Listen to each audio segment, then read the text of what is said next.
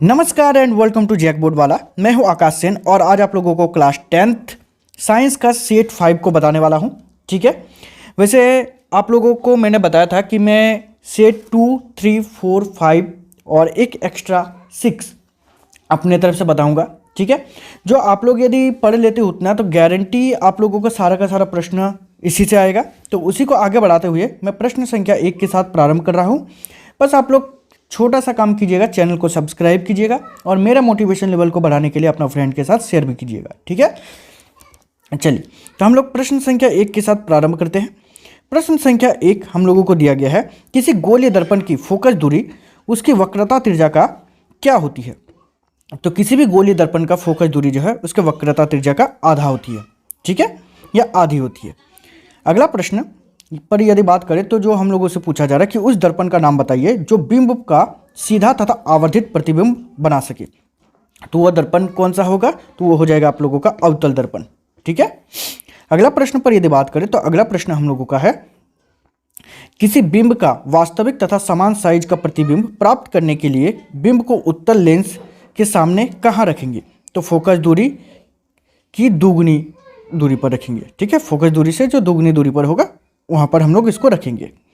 आगे यदि बात करें तो जिसमें हम लोगों से हम लोगों को प्रश्न पूछा जा रहा है कि 1 मीटर फोकस दूरी वाले उत्तल लेंस की क्षमता होगी कितनी होगी। तो 1 डायोप्टर होगी। ठीक है, 1 मीटर फोकस दूरी है तो 1 डायोप्टर उसकी दूरी हो जाएगी। सिंपल सी बात है।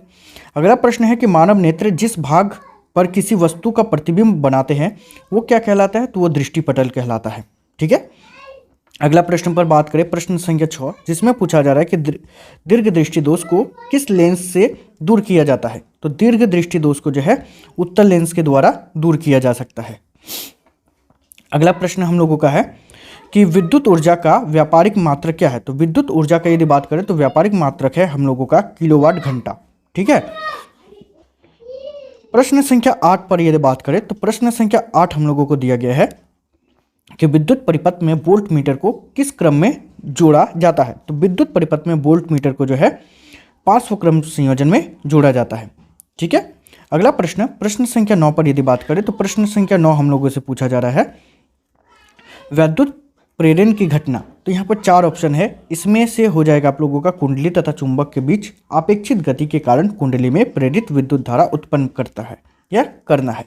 यह विद्युत प्रेरण का काम होता है। आगे यदि बात करें हम लोग कि अनवीकरणीय ऊर्जा स्रोत है तो यहाँ पर 4 ऑप्शन में से अनवीकरणीय ऊर्जा स्रोत है कोयला। ठीक है, अगला प्रश्न है प्रश्न संख्या 11 जिसमें हम लोगों से पूछा जा रहा है कि दीवारों पर सफ़ेदी कराने के लिए किसका उपयोग होता है। तो दीवारों पर सफ़ेदी कराने के लिए जो है CaOH का होल 2। ठीक है, OH का होल 2 का उपयोग किया जाता है, मतलब CaOH का होल 2 का उपयोग किया जाता है। ठीक है, देखिए आप लोगों को यदि वीडियो अच्छा लगे ना तो चैनल को सब्सक्राइब कीजिएगा। वैसे बिल्कुल फ्री है, आप लोग सब्सक्राइब कर सकते हो और मेरा भी थोड़ा सा भला करने के लिए अपने फ्रेंड के साथ शेयर ज़रूर कीजिएगा ताकि मेरा भी भला हो जाए, मेरा भी मोटिवेशन लेवल बढ़ जाए और मैं आप लोगों के लिए और भी अच्छा कंटेंट बना सकूँ। तो प्लीज़ अपने फ्रेंड के साथ शेयर ज़रूर कीजिएगा। ठीक है, चलिए प्रश्न संख्या यदि 12 पर बात करें तो प्रश्न संख्या 12 हम लोगों को पूछा जा रहा है कि शरीर में भोजन का पाचन किस प्रकार की अभिक्रिया है। तो शरीर में यदि भोजन का पाचन का बात करें तो यह वियोजन अभिक्रिया का उदाहरण है। ठीक है, प्रश्न संख्या यदि 13 पर बात करें तो प्रश्न संख्या 13 हम लोगों को कह रहा है कि अम्ल के जलीय विलयन में उत्पन्न होता है। तो अम्ल के जलीय विलयन में क्या उत्पन्न होता है? तो H+ आयन उत्पन्न होता है। ठीक है, प्रश्न संख्या 14 पर बात करें तो जिसमें हम लोगों से पूछा जा रहा है किसी विलयन का pH मान 10 है वो होगा। तो सिंपल सी बात है वो क्षार होगा। ये तो आप लोगों को पता ही होगा। आगे यदि बात करें प्रश्न संख्या 15 पर जिसमें हम लोगों से पूछा जा रहा है कि संतरा में कौन सा अम्ल पाया जाता है। तो संतरा में जो है सिट्रिक अम्ल पाया जाता है। ठीक है, प्रश्न संख्या 16 पर यदि बात करें तो प्रश्न संख्या 16 हम लोगों से पूछा जा रहा है कि वो कौन सा अधातु है जो विद्युत का सुचालक है। अधातु है लेकिन वो विद्युत का सुचालक है, वह आप लोगों का आंसर हो जाएगा ग्रेफाइट। ठीक है, प्रश्न संख्या 17 जिसमें पूछा जा रहा है कि निम्न में कौन सबसे अधिक अभिक्रियाशील है। तो यहाँ पर जो दिया गया है उसमें से सबसे अभिक्रियाशील जो है वो है पोटेशियम। ठीक है, प्रश्न संख्या 18 पर यदि बात करें तो प्रश्न संख्या 18 हम लोगों से पूछा जा रहा है कि एल्काइन का सामान्य सूत्र क्या होता है। तो एल्काइन का सामान्य सूत्र होता है CnH2n-2। ठीक है, CnH2n-2। अगला प्रश्न पर बात करें, प्रश्न संख्या 20 पर, जिसमें हम लोगों 19 पर, जिसमें हम लोगों से पूछा जा रहा है कि कीटोन का प्रकार्यात्मक समूह कौन सा है। तो कीटोन का प्रकार्यात्मक समूह है डबल बॉन्ड CO। ठीक है, डबल बॉन्ड CO। अगला यदि प्रश्न पर बात करें तो जो हम लोगों से पूछा जा रहा है, आवर्त सारणी में अदग्र स्तंभों को क्या कहते हैं। तो अदग्र स्तंभों को कहा जाता है वर्ग। ठीक है, अगला प्रश्न पर यदि बात करें क्वेश्चन नंबर 20 पर, जिसमें हम लोगों से पूछा जा रहा है कि मैग्नीशियम पाया जाता है। तो मैग्नीशियम किस में पाया जाता है, तो क्लोरोफिल में। यहाँ पर जो 4 चीज़ है उसके अनुसार। ठीक है, अगला यदि बात करें क्वेश्चन नंबर 22 पर, जिसमें हम लोगों से पूछा जा रहा है कि मानव हृदय में कितने कोष्ठ होते हैं। तो मानव हृदय का यदि बात करें तो 4 कोष्ठ होता है या 4 भाग होता है, जो आप बोलोगे।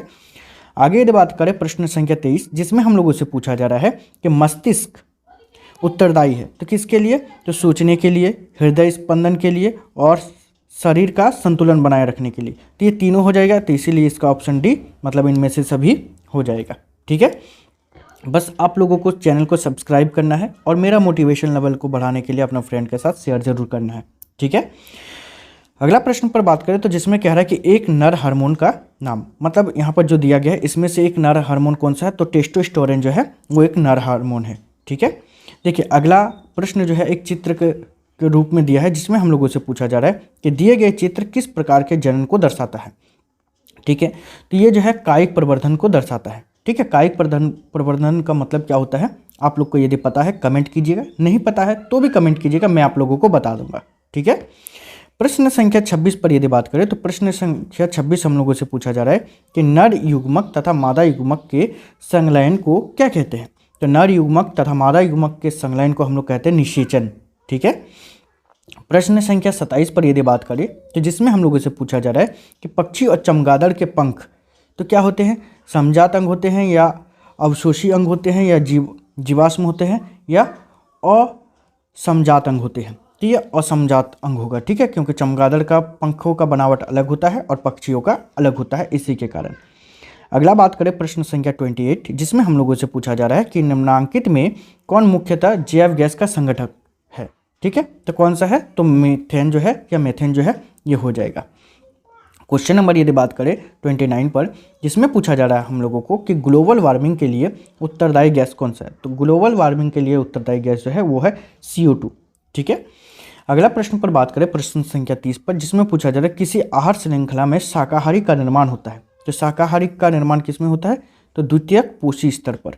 ठीक है, शाकाहारी का निर्माण कहाँ होता है, तो द्वितीयक पोषी स्तर में जो होता है वो शाकाहारी का निर्माण होता है। ठीक है, देखिए ऐसे ही और भी यदि आप लोगों को प्रश्न चाहिए और भी ऐसे सेट्स चाहिए जिससे आप लोगों का एग्ज़ाम के लिए बहुत मतलब उपयोगी साबित हो या आपका एग्ज़ाम बहुत अच्छा जाए, तो आप लोग बस चैनल को सब्सक्राइब कीजिएगा और अपने फ्रेंड के साथ शेयर जरूर कीजिएगा। ठीक है, तो इस वीडियो में इतना ही, मिलते हैं नेक्स्ट वीडियो में, तब तक के लिए बाय, थैंक यू।